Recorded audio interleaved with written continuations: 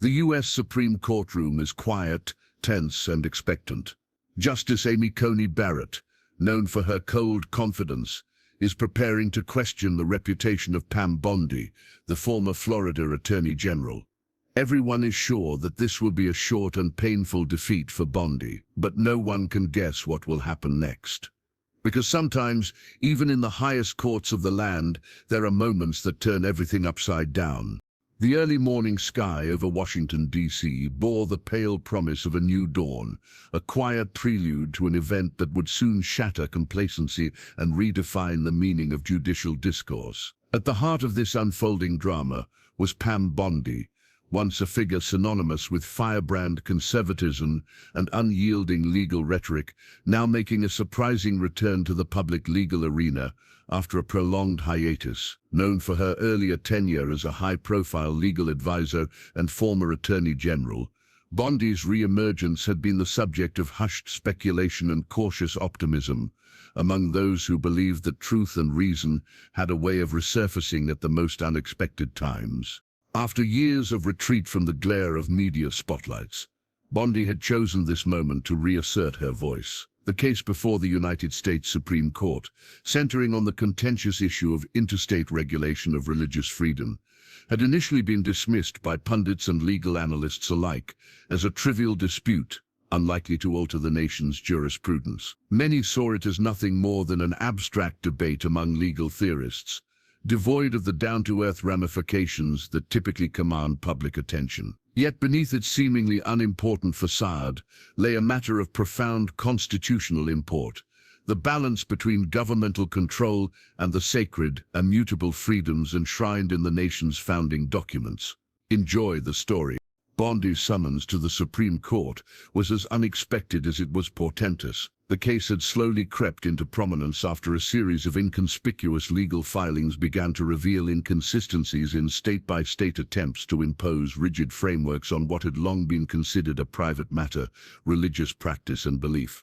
The controversy ignited when a coalition of faith-based organizations challenged an interstate regulation that many felt overstepped the boundaries of state power.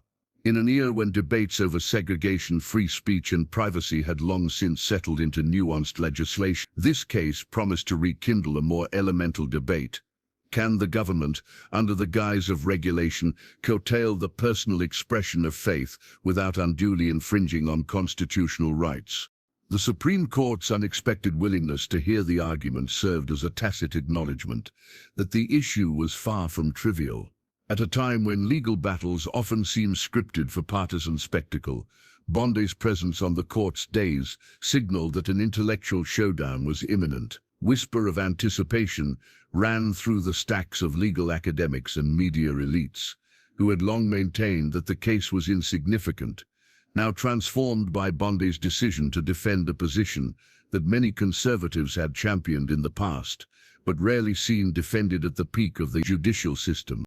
As Bondi approached the imposing marble steps of the Supreme Court building, her mind was a repository of legal precedents and constitutional commitments. Every step she took was measured, resonating with the quiet determination of a woman who had weathered both political storms and personal controversies. Though her exterior remained composed, inside she harbored the fierce conviction that the principles of religious freedom could not be eroded by bureaucratic forces masquerading as guardians of order. The cross that she wore, an emblem of her faith, glinted subtly in the early light, a quiet reminder that even symbols deemed trivial by some might carry immeasurable weight in the court of public conscience.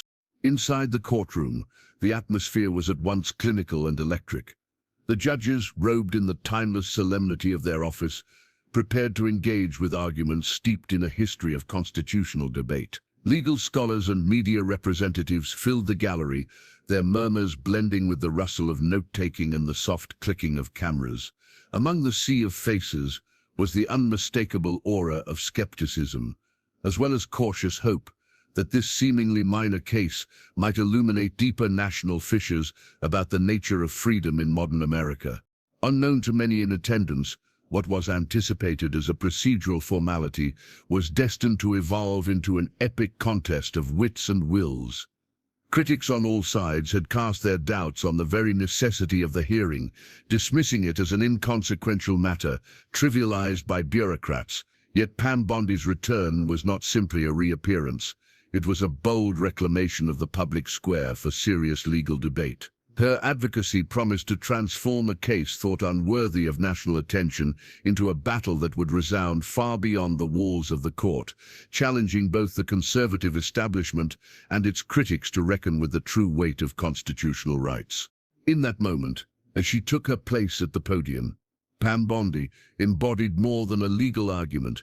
She symbolized the triumph of enduring principles over transient politics. The silence in the courtroom thickened, laden with the promise of intellectual confrontation, a prelude to a debate that would soon turn a dismissed legal technicality into a fight for the sanctity of individual freedom. And so, with a calm yet formidable presence, Bondi prepared to set forth her case, unaware that her words, honed over years of rigorous debate, would soon transform the skeptical murmur of the gallery into a resounding chorus for truth.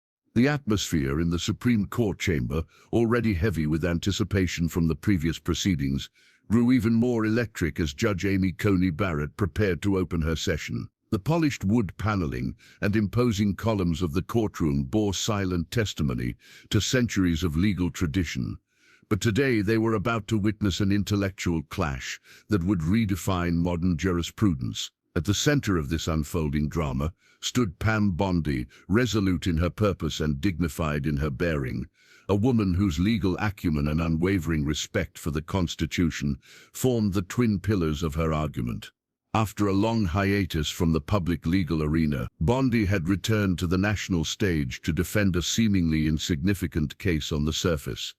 However, beneath that veneer lay the very essence of religious freedom and constitutional integrity, issues dear to the heart of all who revere individual rights. As Bondi took her place at the lectern, a hush fell over the room. It was then that Judge Barrett, known for her precise questioning and renowned for a reputation that balanced empathy with judicial rigor, made her entrance into the dialogue. With a cool and measured composure, Barrett fixed her eyes on Bondi and, allowing a trace of sardonic humor to dance at the edges of her expression, remarked in a tone that cut through the silence like a sharpened scalpel, "Bondi, you aren't planning to rely on a television interview as your legal position, are you?" For a suspended moment, time in the courtroom seemed to freeze. The words, laced with pointed sarcasm, hung heavily in the air. Members of the gallery exchanged stunned glances, and murmurs began to ripple among legal observers and media personnel alike. The audacity of the comment was immediately apparent. It was not merely a dismissive jab at Bondi's record or a trivial critique of her personal style. It was a deliberate, overt attempt to undermine her credibility by insinuating that her arguments might be no more than recycled sound bites and parlor tricks, fit for a media spotlight, rather than the solemn and rigorous world of legal debate. Yet, as that icy line of sarcasm left Barrett's lips, Bondi maintained a remarkable calm. Her eyes, steady and clear, did not betray an inkling of perturbation. Instead, she allowed the silence to deepen, as though drawing strength from the very weight of the institution before her. Every legal expert present knew that when seasoned intellect and experience met with the condescension of hubris, the outcome could go either way. In that charged moment, the tension in the room was not born of fear or anxiety, but of an electric anticipation, as if the very foundations of the courtroom were waiting for Bondi's riposte. Though Barrett's remark was intended to belittle, it inadvertently set the stage for what would become an overwhelming demonstration of intellectual prowess. Bondi slowly inhaled, her posture unyielding, and began to speak with a resonant authority that belied the initial shock of Barrett's challenge. "With all due respect, Your Honor," she began, her voice measured and firm, "I stand before this august court to represent not merely my personal convictions, but the legacy of constitutional precedent that guides our interpretations of religious freedom." Her opening words were deliberate, underscoring that her argument was not to be dismissed on the basis of theatrics or media soundbites, but was deeply rooted in historical context and reasoned analysis. As Bondi's argument unfolded, Her every sentence was carefully crafted, a tapestry of references to the 10th Amendment and centuries-old legal precedents that had shaped the nation's understanding of state versus federal power, and by extension, the fundamental rights of its citizens. She recounted landmark decisions from over 50 years ago, weaving together a narrative that illustrated how the issues at hand were neither trivial nor isolated. Instead, they were part of the broader discourse on how government regulation must always be balanced against the immutable rights enshrined in our Constitution. It was a moment where her long-forgotten fervor resurfaced, a reminder that sometimes personal experience and professional expertise converge to produce a force of logic and reason that few can match. Throughout Bondi's articulate presentation, Judge Barrett occasionally interjected with terse questions. However, each query seemed only to further illuminate the depth of Bondi's preparation. Barrett's initial condescension gradually receded, replaced by an unmistakable recognition that the discourse unfolding before her was no mere exercise in rhetoric. Rather, it was a rigorous academic debate, a testing of ideas, where every challenge was met with a meticulously prepared response. The courtroom, once fearful that Barrett's caustic remark might have reduced Bondi to silence, now found itself drawn into a spellbound audience, to a battle of wits and constitutional mastery. Observers in the gallery noted the subtle change in the once incendiary tone of the session. What began as an anticipated collision, Barrett's sharp, cool cynicism against Bondi's determined zeal, had evolved into an exhibition of unyielding intelligence. Bondi's measured cadence and profound knowledge began to weave a narrative so compelling that even those predisposed to skepticism were forced to reconsider their initial impressions. The cold, calculated sarcasm of Judge Barrett had inadvertently ignited a crucible in which Bondi's resolve would be tested and ultimately celebrated by the very audience that had once doubted her. In that hallowed chamber of justice, as the interplay of words continued, the fundamental nature of legal argumentation transcended the superficial clamor of political theater. Instead, it became a testament to the enduring power of logic, experience, and the courage to stand by one's beliefs in a system that at times favors spectacle over substance. And so, as the chamber held its collective breath, the stage was set for a debate that would resonate far beyond the walls of the Supreme Court. A debate where every word, every pause, and every subtle inflection carried the potential to redefine the boundaries of legal discourse. With the initial frost of Judge Barrett's cutting remarks still lingering in the air, a hushed expectancy fell over the Supreme Court chamber. Pam Bondi, having absorbed the brief but pointed challenge, adjusted her notes and cleared her throat. In that singular moment, the calm before an intellectual tempest, Bondi stepped forward to begin what would soon be a masterclass in measured legal argumentation. The room seemed to pause. Every spectator, legal professional, and journalist knew that what followed was not a mere retort, but a meticulously constructed case rooted in the timeless principles of the Constitution. In her measured, clear voice, Bondi began by invoking the 10th Amendment, a cornerstone of American federalism that empowers states and limits federal reach.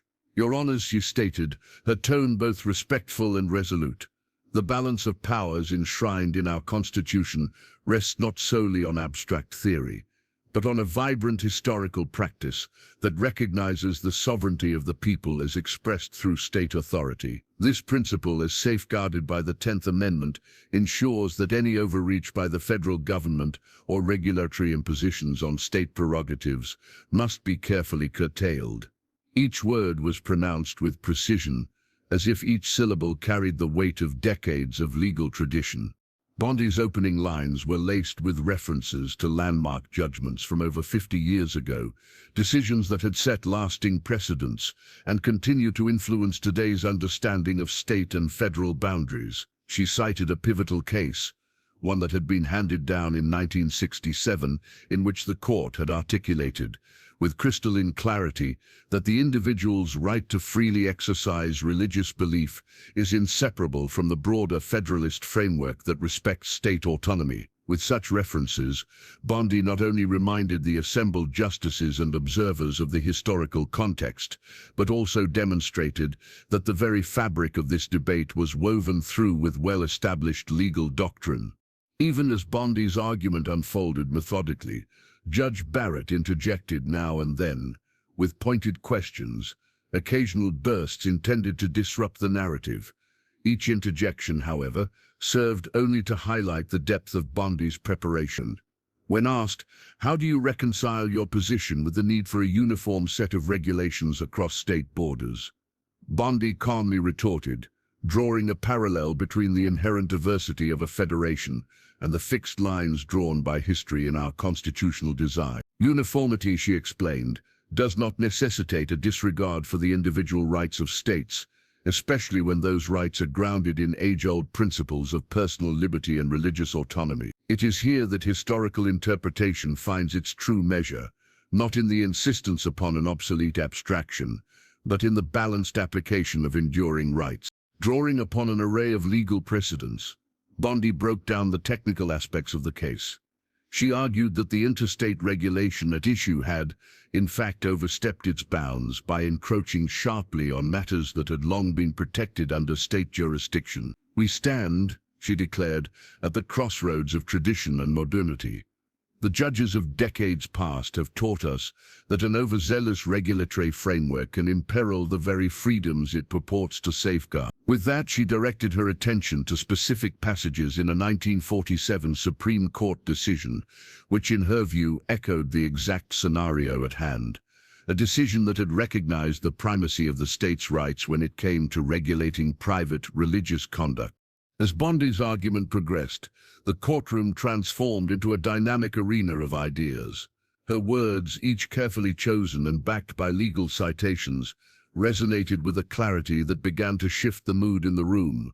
The air seemed to vibrate with renewed focus and a sense of purpose. Even Judge Barrett, who had initially been armed with a sarcastic quip aimed to unsettle, now listened intently as Bondi's case unfolded like a well-orchestrated symphony of logic and historical insight.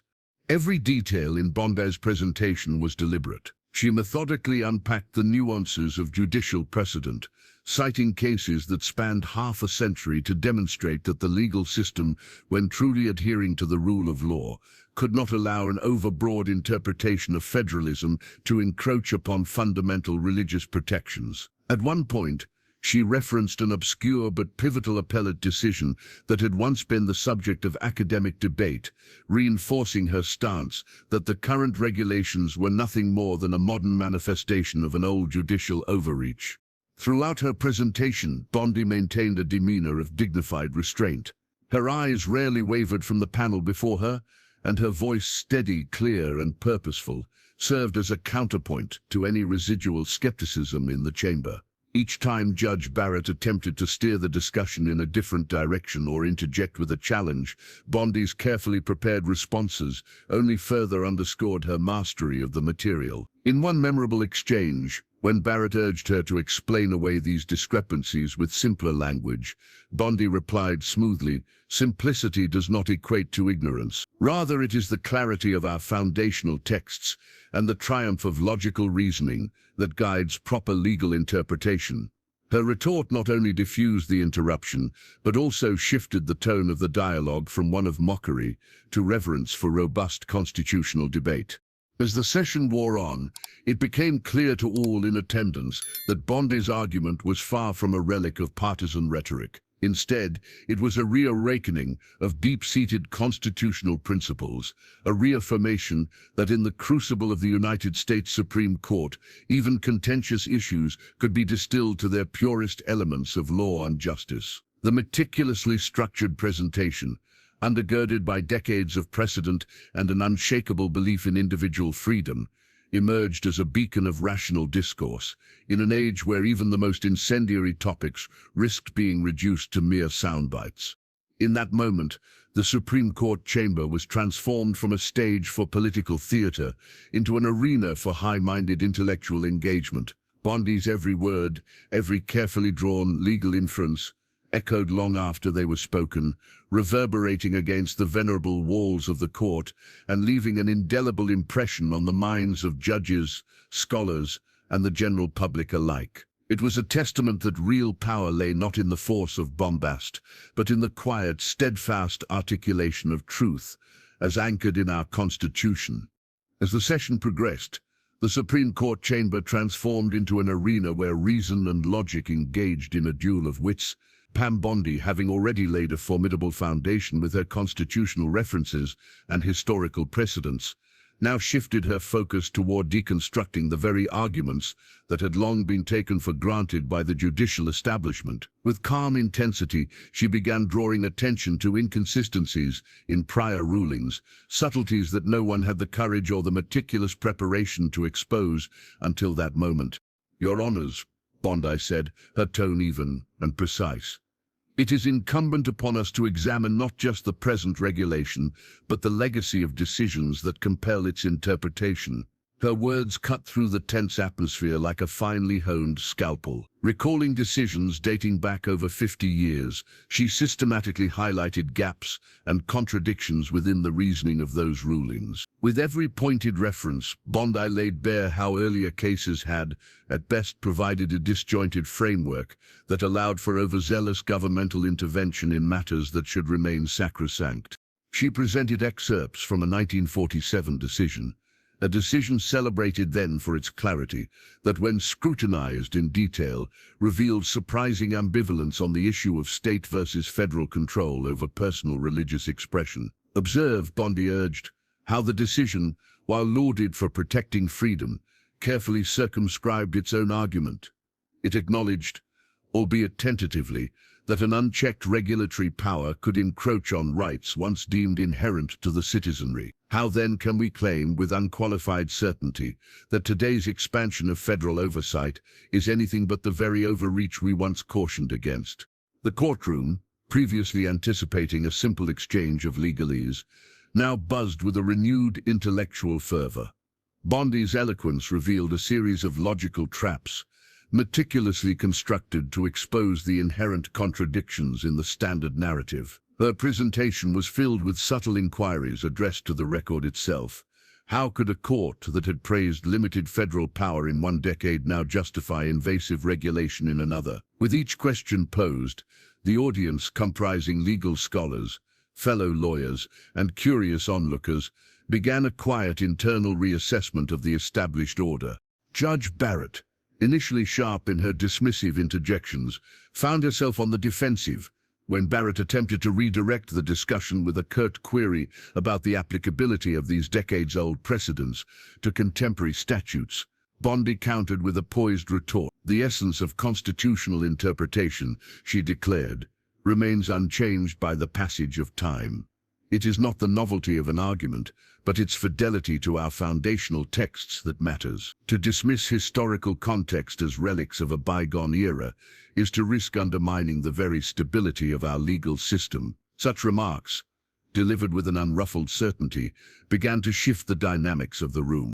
Barrett tried to steer the exchange toward hypotheticals about modern regulatory challenges, but Bondi's methodical dissection of those same issues left little room for diversion. With each interjection, Bondi's calm demonstrations of precedent and logic sliced through the veneer of judicial authority. Even when Barrett's tone grew more insistent, it was clear that her attempts to pivot were being met by increasingly forceful evidence from Bondi's well-rehearsed arsenal of legal references.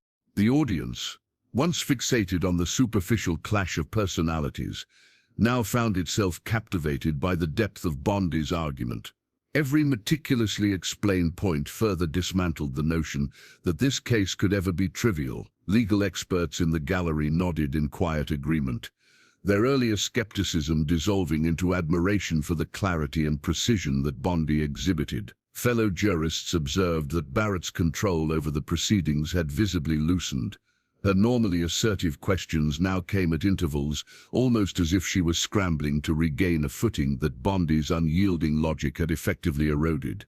In one particularly striking moment, Bondi addressed a flaw in a recent appellate decision that had been used to justify the current interstate regulation. This decision, she asserted, relies on a premise that, when scrutinized, is fatally flawed.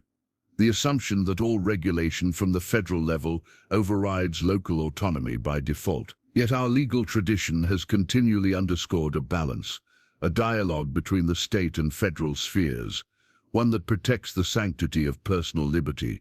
Her words resonated in the silent chamber, and a murmur of agreement rippled through the audience. As the intellectual duel escalated, it was evident that Bondi's strategic use of logical traps and historical references was not only exposing the inconsistencies in previous rulings, but also captivating those who had come to expect mere political spectacle. The courtroom had become a place where ideas clashed, and where the true strengths of advocacy, depth, precision, and steadfast adherence to principle were on full display. Judge Barrett, though respected and formidable, appeared increasingly beleaguered in the face of Bondi's relentless, methodical dismantling of the opposition's framework. In that moment, it became clear that the roles in the chamber were being redefined. No longer was Bondi the fallen firebrand returning from political exile. She was emerging as an intellectual force, reclaiming her legacy with the power of substantiated argument and unwavering clarity. The duel was not one of personal animosity, but of principles, the kind that has, time and again, reshaped the course of legal history. As the intellectual duel reached its fevered pitch, a palpable silence began to fall over the Supreme Court chamber. The tension was so thick that even the faint hum of the ventilation system seemed to quiet in deference to what was about to transpire. Pam Bondi, having meticulously dismantled counter-arguments and deconstructed decades of judicial precedents, now stepped back slightly, gathering her composure for the moment that would change the tenor of the debate entirely. With measured solemnity, Bondi retrieved a crisp, well-worn, leather-bound volume from the edge of her notes, a volume containing selected texts, including a pivotal Supreme Court decision handed down in The document, revered for its clarity and its unambiguous defense of individual constitutional rights against regulatory overreach, had long been considered a cornerstone of American legal doctrine. Today, as Bondi prepared to read aloud a selected fragment from that historic ruling, its words bore an uncanny resonance with the very issues at the heart of the current case. She lifted her eyes to meet those of the gathered justices. Before commencing, her voice steady and imbued with the authority of hard-fought experience, "Allow me to invoke the wisdom of our past. A decision rendered in 1947 that warned," she began, her tone both reflective and piercing, "that when the apparatus of government encroaches upon the sacred domain of personal freedom, no power on earth can extinguish the flame of liberty without leaving an indelible mark upon its conscience." Each syllable was deliberate, each pause heavy with meaning, as if the words she spoke carried the collective memory of generations of jurists. Then, in a voice that reverberated across the room and seemed to suspend time itself, she read the passage in its entirety. "In the annals of our judicial history, it has been declared that the true measure of a government's legitimacy lies not in its ability to impose uniform standards, but rather in its unwavering commitment to protect the unalienable rights of its citizens against unbridled intrusion. Let it be known that when the forces of regulation darken the door of personal freedom, the light of constitutional truth shall always prevail. No act of overreach, however cloaked in the guise of progress, shall diminish the sanctity of individual autonomy." As the final words of the quote left her lips, an almost imperceptible exhale rippled through the courtroom. The effect was instantaneous and profound. For a suspended heartbeat, every attendee, from the youngest clerk in the gallery to the most seasoned justice on the bench, was held captive by the timeless import of those words. Even Judge Amy Coney Barrett, who moments before had wielded sarcasm as her weapon, now appeared momentarily disarmed. Her usually assertive, measured expression softened into one of contemplative astonishment as she reread the passage in her mind, her eyes betraying a glimmer of respect and astonishment. The cameras caught every detail, the subtle tightening around Barrett's eyes, the slight parting of her lips, and the way her gaze shifted downward, as if to acknowledge a profound truth too immense for immediate articulation. In that charged silence, the chamber became a crucible of historical reflection and forward-thinking determination. Legal scholars in the audience, many of whom had come expecting a routine back and forth, found themselves transfixed by the raw power of a quote that transcended time. Even those whose inclinations leaned toward skepticism could not help but be moved by the force of constitutional clarity laid bare before them. Bondi allowed a deliberate pause after finishing the quote, giving the words time to settle over the room, like a mantle of undeniable truth. The silence that followed was not merely an absence of sound.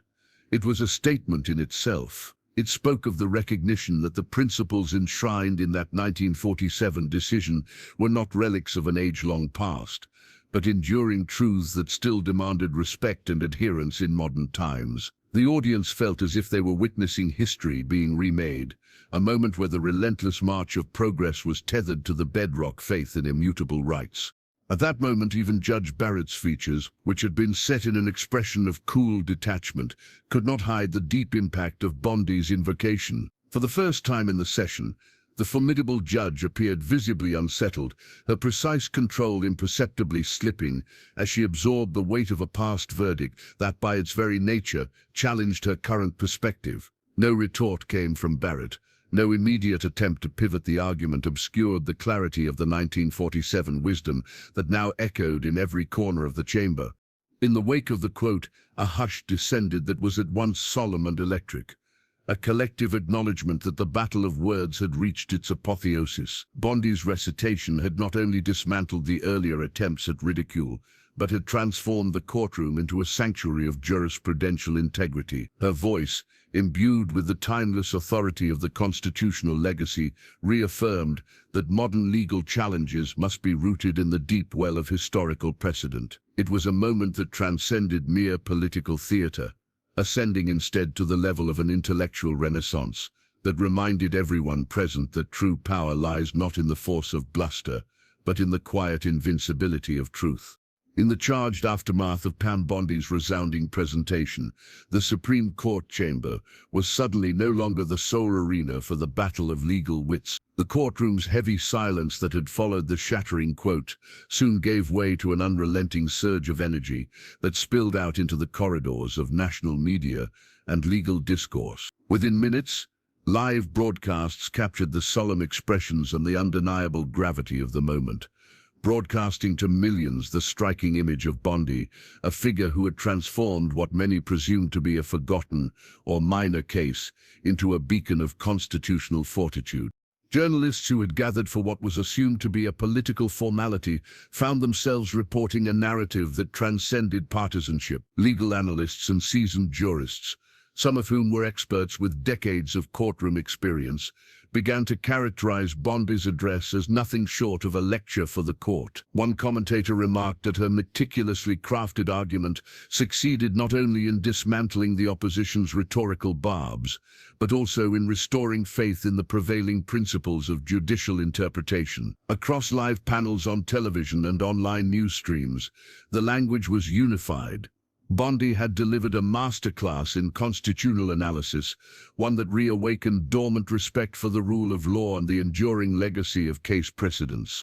Within hours of the session's conclusion, news outlets buzzed with headlines praising her ability to cut through the clutter of modern partisan rhetoric. Editorial boards in leading newspapers lauded her calm, incisive delivery as a stark contrast to the cacophony that often dominates televised legal debates. Many legal websites and blogs echoed this sentiment, with articles headlined as Bondi's intellectual triumph and reclaiming the courtroom, a new dawn of constitutional clarity. The media narrative inexorably shifted.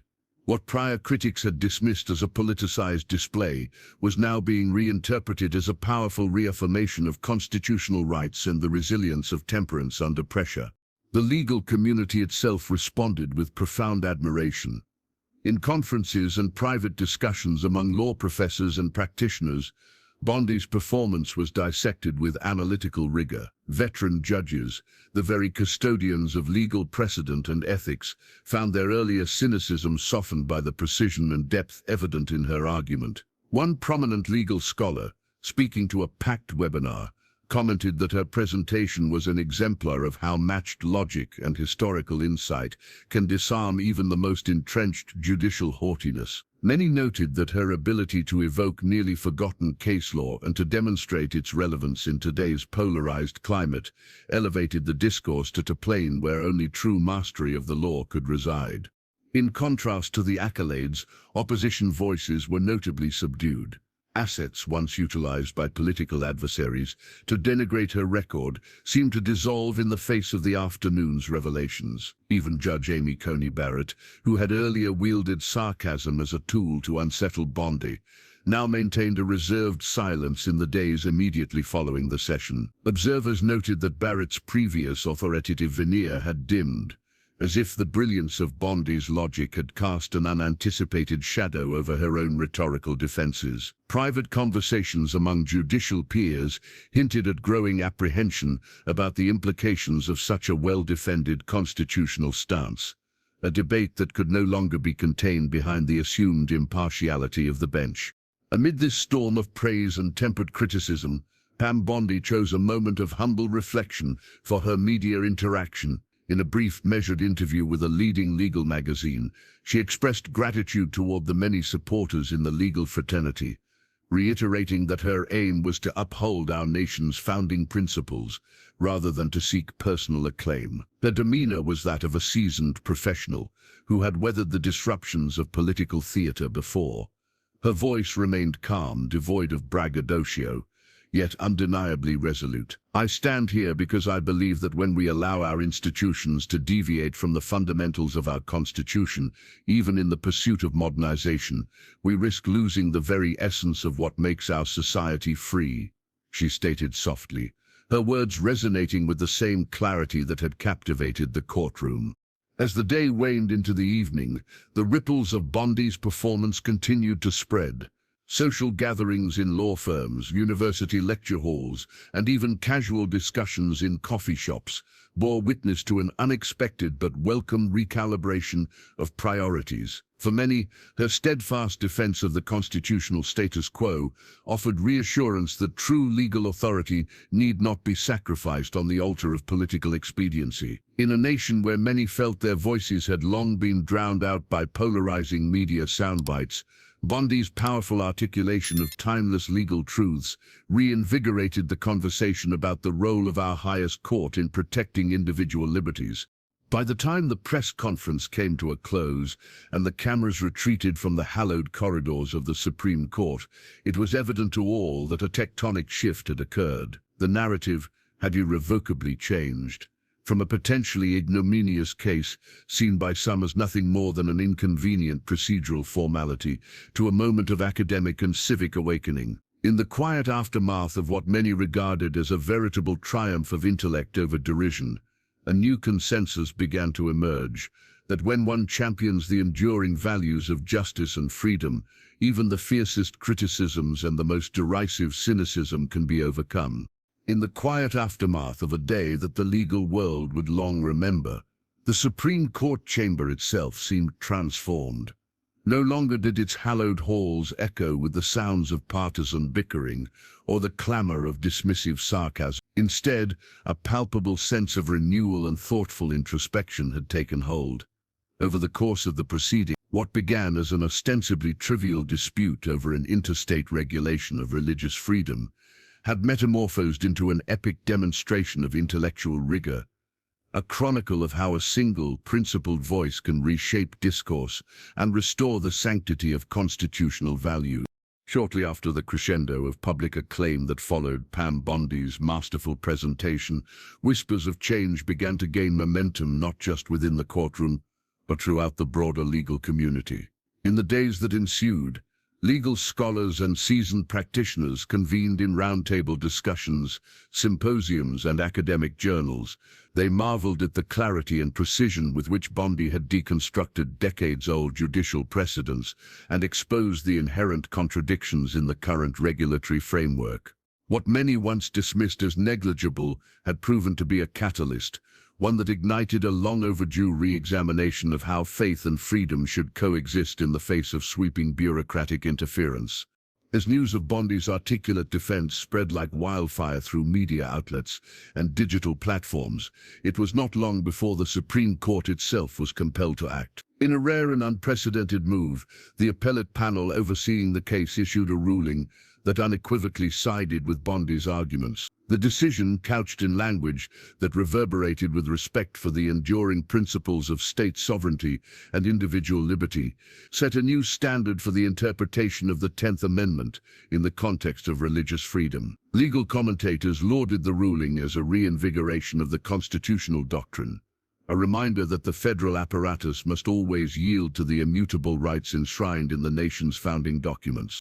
Perhaps the most dramatic turn in this evolving narrative came when Judge Amy Coney Barrett, who had earlier delivered that stinging remark intended to undermine Bondi's credibility, was forced by both internal pressures and mounting public sentiment to reassess her own stance. In a private meeting that soon became public knowledge, members of the Judicial Oversight Committee recommended that a formal apology was in order to reconcile the apparent dissonance between the court's responsibilities and the tenor of her initial interjection. A week later, in a ceremonious post-session address broadcast to the nation, Judge Barrett stood before the press and, with a measured tone that conveyed both regret and a renewed commitment to impartiality, offered a public apology. She acknowledged that her sarcastic remark had detracted from the dignity of the judicial debate and admitted that it failed to honor the seriousness of the constitutional issues at hand. Though not a full recantation of her broader judicial philosophy, her apology was widely interpreted as a tacit endorsement of Bondi's argument and a recognition that even the mightiest figures in the legal establishment are not immune to the corrective force of truth. The impact of these developments rippled far beyond the solemn corridors of the Supreme Court. For many Americans, the episode became a defining moment in modern legal and political discourse, a shining example of how integrity, logic, and measured reason can prevail in an era often dominated by incendiary rhetoric and partisan grandstanding. Universities across the country incorporated the case into their curricula, inviting students to analyze how constitutional narratives are constructed and how the brave articulation of dissent can shift paradigms. Panel discussions on judicial reform sparked new initiatives aimed at reinforcing the checks and balances within the legal system, ensuring that future controversies would be met not with derision but with thoughtful debate. Law firms, once steeped in the adversarial traditions of competitive litigation, began to emphasize the importance of measured, respectful discourse in advocacy, drawing inspiration from Bondi's performance. Pam Bondi herself emerged from the ordeal, not as a relic of past controversies, but as a rejuvenated symbol of intellectual fortitude and principled resolve. In interviews with major media outlets in the wake of the ruling, she spoke calmly about her motivations and expressed gratitude for the opportunity to defend the core values that underpin American democracy. "This is not about personal vindication," she explained quietly, "but about upholding a legacy of constitutional integrity that benefits every citizen. True power does not come from shouting or wielding force. It comes from the measured articulation of truth and from the courage to stand by one's principles, even when the odds are stacked deeply against you." Her measured words resonated with a generation disillusioned by sensationalism and empty rhetoric, offering instead a vision of legal discourse rooted in honesty, logic, and mutual respect. The transformation in the judicial system following this dramatic case was both tangible and symbolic. Lawmakers, inspired by the clarity of the court's ruling and the humility shown by a once impenetrable figure of the bench, began drafting proposals aimed at increasing transparency and reforming judicial conduct protocols. Reform advocates argued that the episode had exposed vulnerabilities in the current system, vulnerabilities that could be mended by embedding a culture of accountability and respect into the very fabric of legal institutions. As reforms progressed, many saw in them not a backlash against tradition, but rather a careful recalibration, a renewal of the timeless balance between authority and individual rights. In the quiet aftermath, as the nation absorbed the full implications of the Supreme Court's decision and the extraordinary events that had led to it, one message emerged with unassailable clarity. This was not simply a victory for one case, nor solely a triumph for a single defiant advocate.